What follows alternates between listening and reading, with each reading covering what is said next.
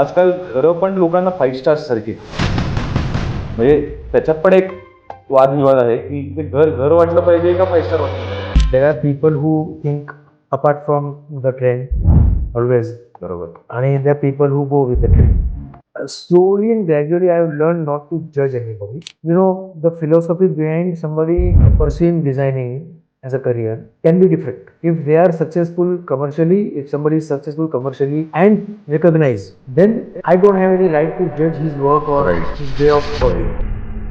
There is a restaurant called Anand Juice Bar, Ajuba. खूप Yes. famous आहे. He falls into category of blindly trusting.